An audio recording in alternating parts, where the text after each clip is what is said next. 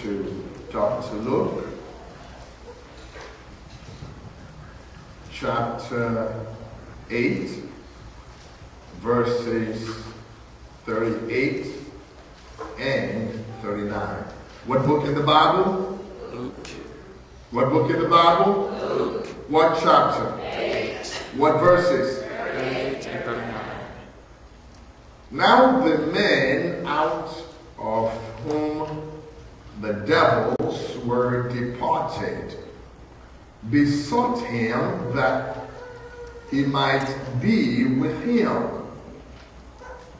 But Jesus sent him away, saying, Return to thine own house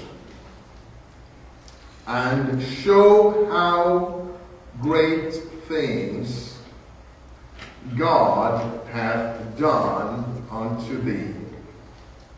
And he went his way and published throughout the whole city how great things Jesus had done unto him. I am going to use for our topic, Sister Doris, turning point. Somebody say turning point. The story before us is a story of life. A man who lived in the tombs among the lifeless was transformed. It is a story of restoration.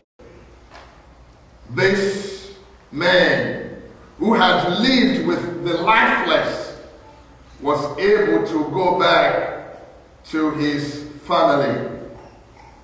It is a story, Sister Caroline Hill, of deliverance. A man who had been possessed with 6,000 demons was suddenly delivered. It is a story that reveals God's power over the devil and demons. It is a story that reveals the mercy and compassion of God on the reject of the society. It is also a story that reveals the spirit of gratitude, because this man was so grateful. He said to Jesus, I want to be with you.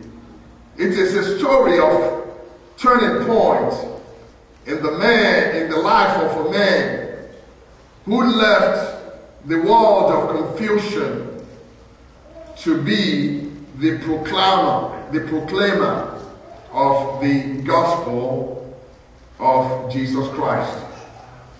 I want to remind you that life has many turning points. There are many turning points in life. These are the crossroads of life. These are the dead-end roads where you might have made a turn and then realized you had wished you had not turned that way. The man in our text made a wrong turn at a certain time in his life, and he lost his mind, his home, and his friends. But when he met the Master, when he met Jesus, when he met the man of hope, another turning point came into his life.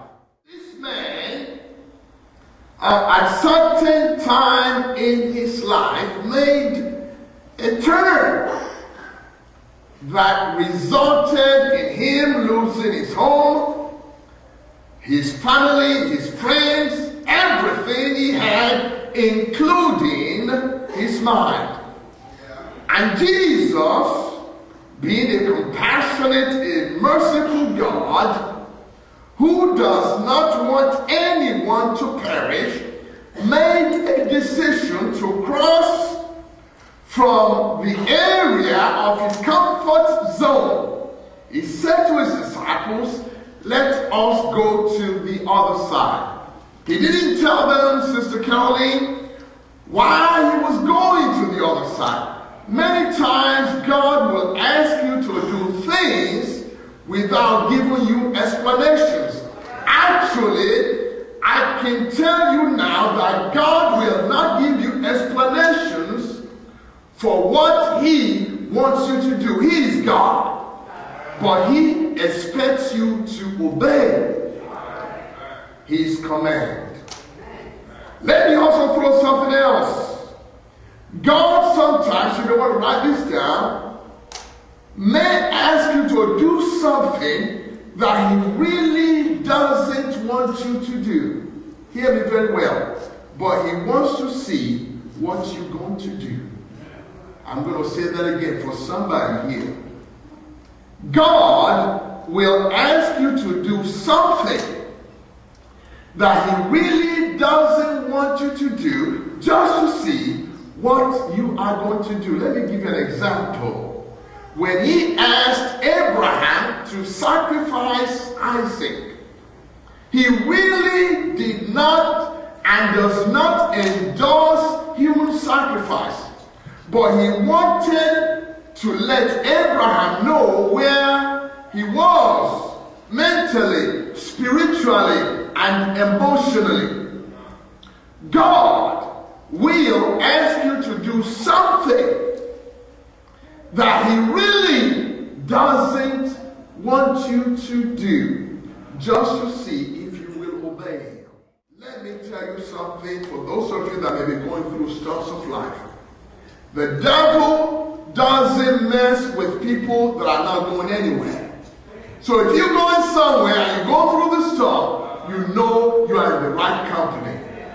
Touch somebody and say, the devil doesn't mess with somebody who is going nowhere. Dogs do not bark at a parked car. They only bark at moving cars.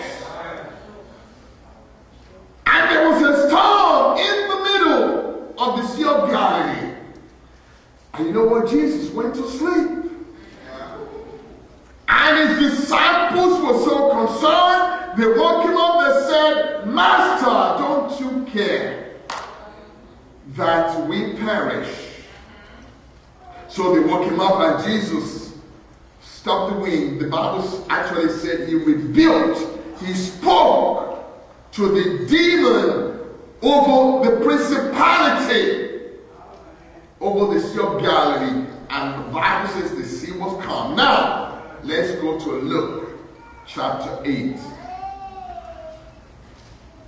And Jesus got to the other side, and there was this guy that came to meet Jesus, full of demons. Full of demons. He was full of it. Touch somebody and say, he was full of it. He was full of it. But Jesus, being a merciful God, he left the comfort of his home with his disciples to set this man free.